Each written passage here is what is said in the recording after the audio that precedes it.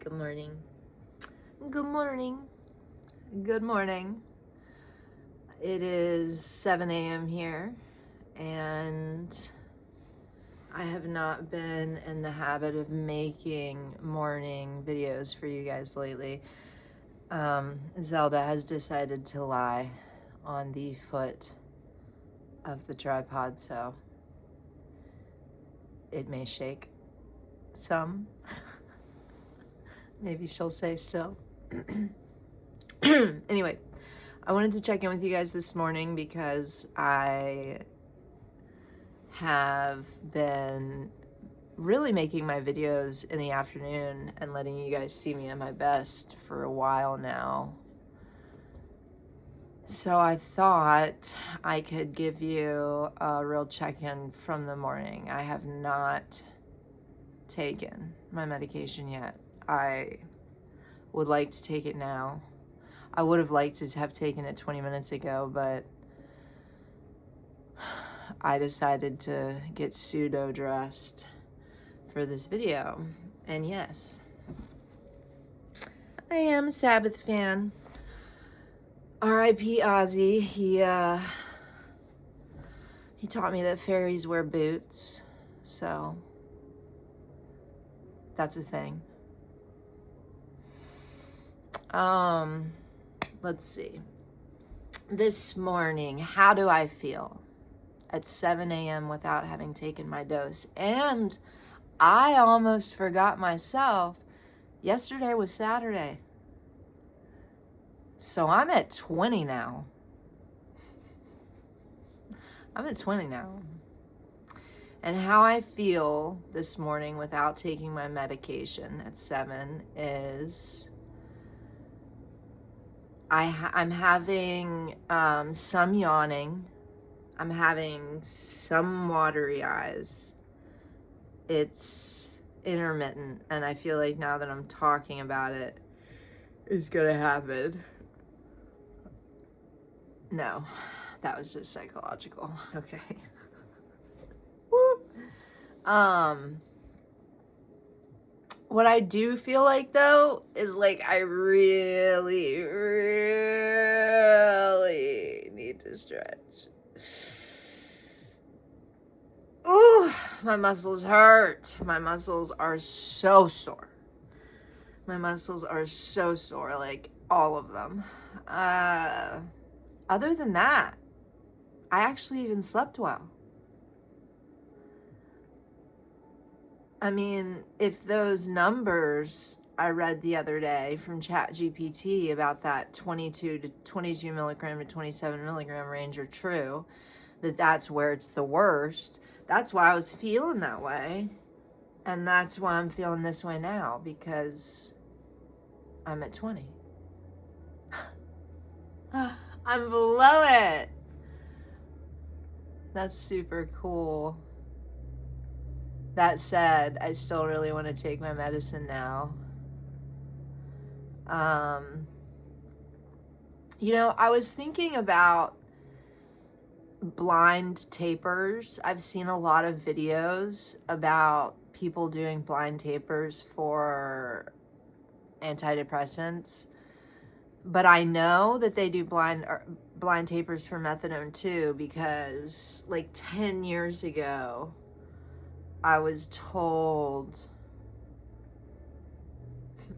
gosh, I don't even remember if it was because I wasn't at the clinic at that point, but I did know a guy when I was actually using one of my dealers, a couple of my dealers, actually, of course, went to the methadone clinic.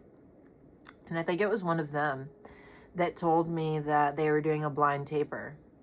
And for those of you that don't know, a blind taper is when you don't know when they're dropping your dose. Most of us, if you're on methadone or Suboxone or any other opioid for that matter, most of us, if we're tapering, it's either a choice that we're making, so we're in charge of our taper when we want to go down, or if there's some other kind of legal ramifications or health ramifications or maybe even financial ramifications, then I know that they can do like administrative tapers that'll be a lot faster than what would be comfortable, and those can be blind tapers. But I've been thinking that I probably would have been a really good candidate for a blind taper.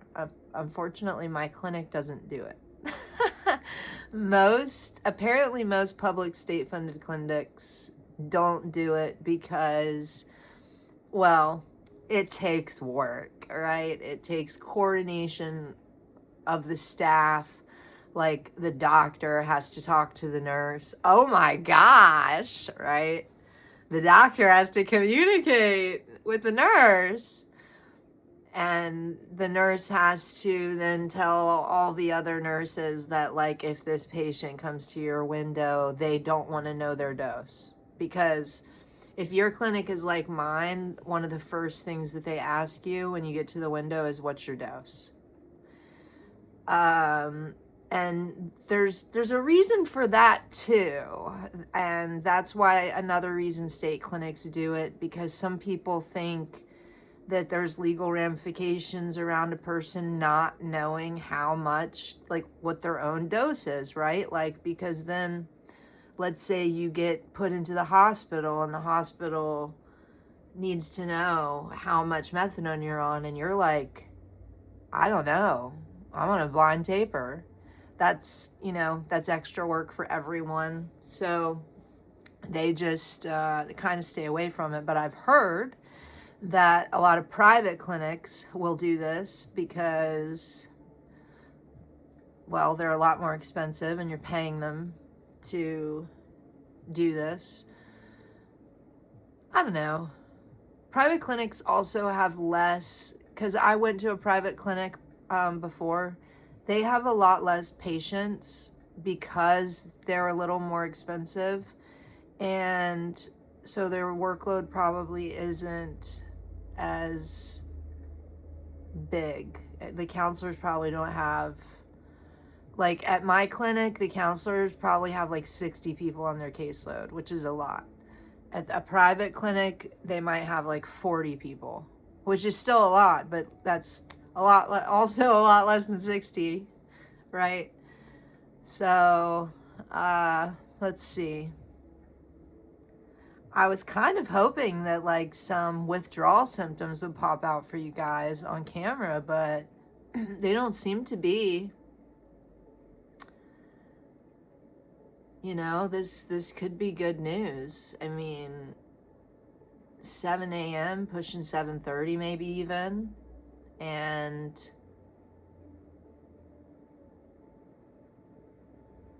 I feel a little anxiety. My heart is a little jumpy. Feels like it's beating a little bit harder than I'd like. But look, this is manageable. I don't even have any tears. I don't even have any tears running down my face. So 20 milligrams yesterday, 19 on Thanksgiving. That's going to be a huge milestone, guys. A huge milestone.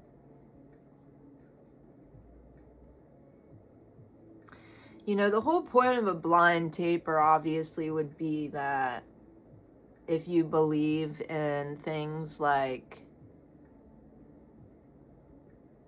what's it called?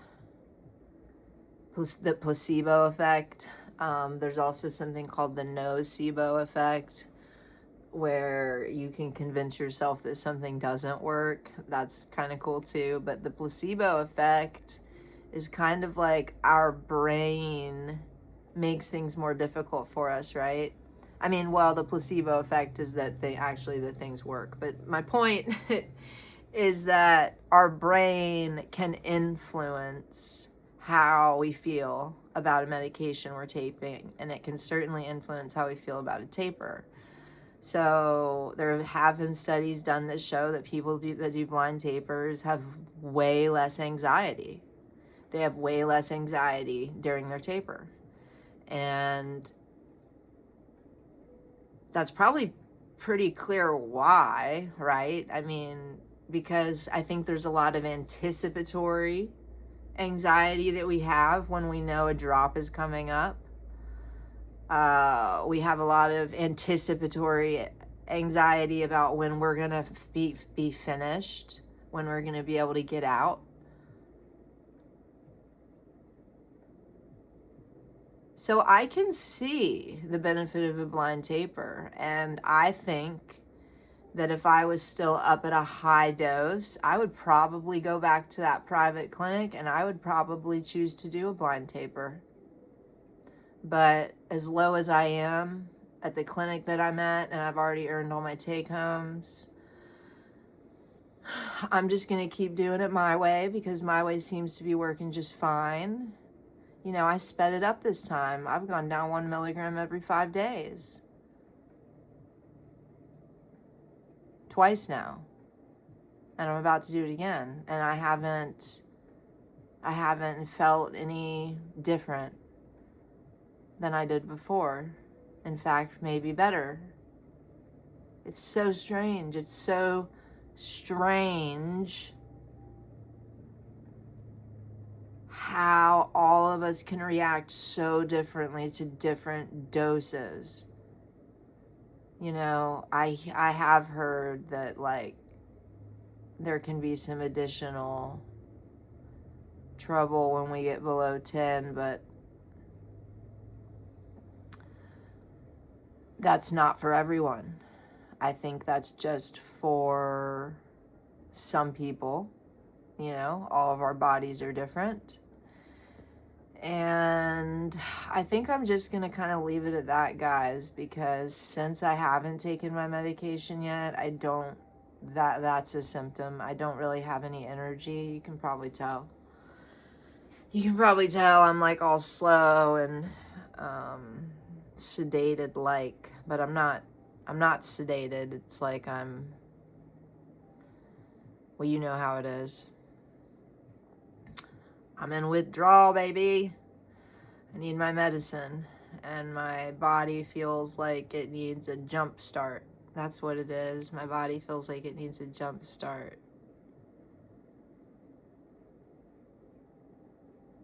Who sang that song? Was it Data Rock? I need a shot, yeah. A shot of ambition. Something like I need to fix. No, I need a hit to fix my ignition. Yeah. I totally butchered that song, and it's a good thing I did, because otherwise YouTube might pull this video down. But you guys should check out Data Rock. They're awesome. I haven't listened to them in years. I had an ex-boyfriend that introduced me to them. He was a great guy. He really was. You know, I really wish him the best and hope he's well. We didn't work out because we used together, and we both kept trying to get clean, and we all know how that goes. Some of us, like, I've seen it. There's like a small percentage of people that are able to do it, of couples that are able to get clean together, but we weren't. And, you know, and I'm actually sorry to him, because he got the way that the relationship ended was kind of not cool, the way I ended it. But I did it out of fear. He got arrested for like the 3rd time in 2 months for driving under the influence, because he was mixing Xanax with the H. And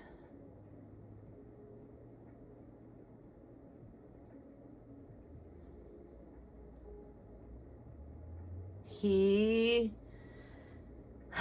ended up going to a long-term rehab as part of his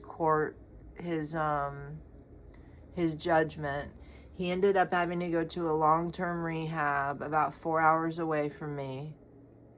And he was fully expecting that we would stay together when that happened.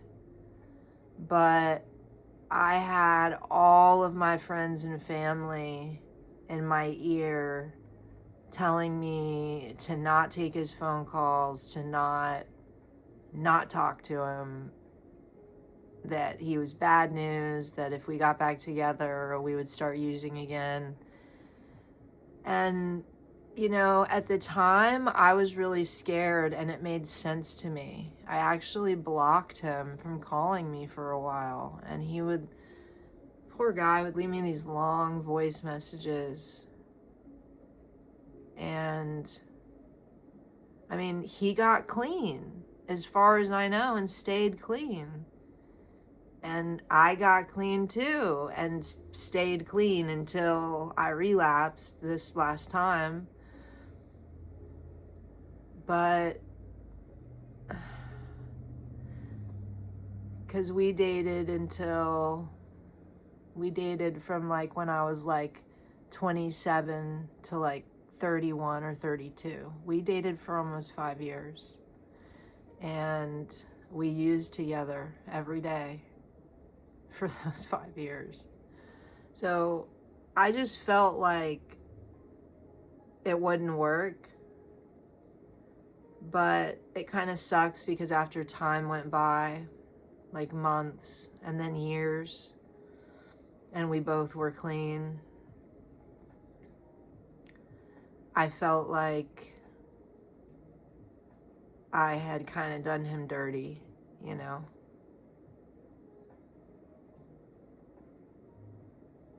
He ended up moving to Denver, like across the country.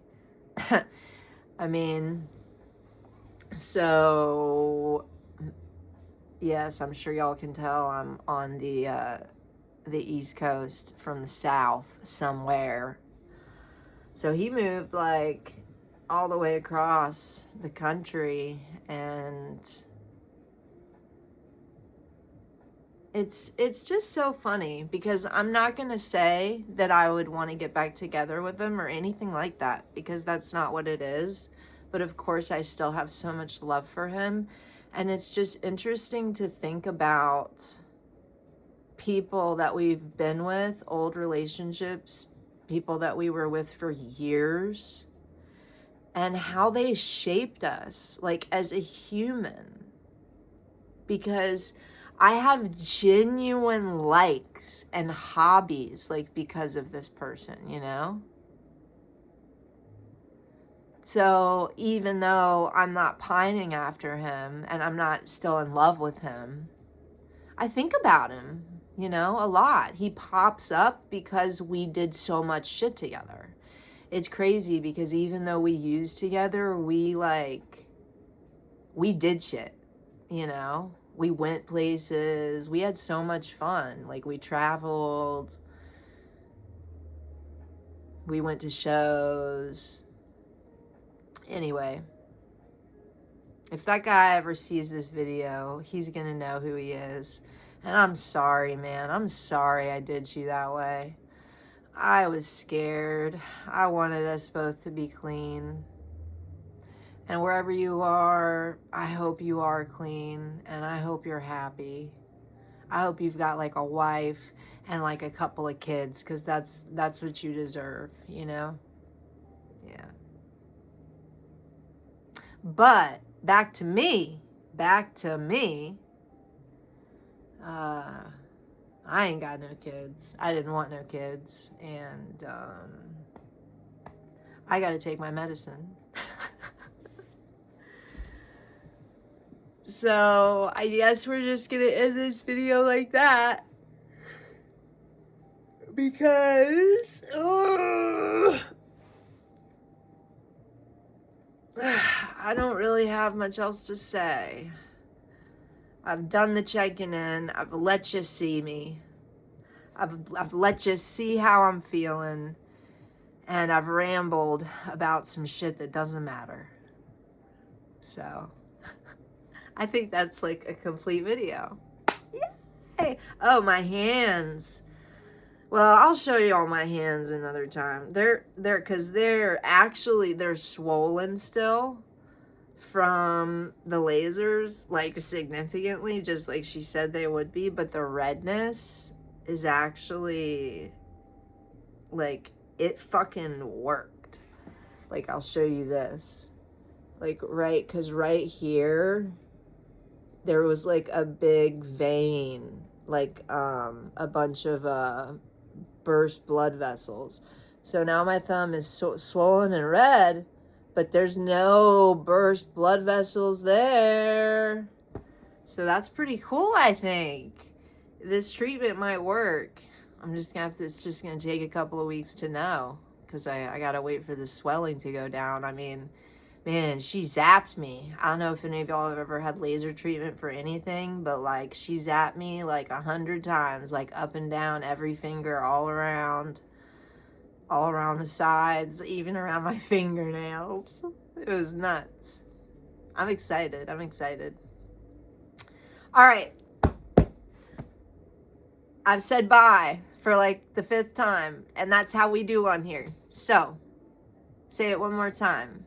Bye. Yeah, y'all have a good day. It's Sunday. Take it easy, you know?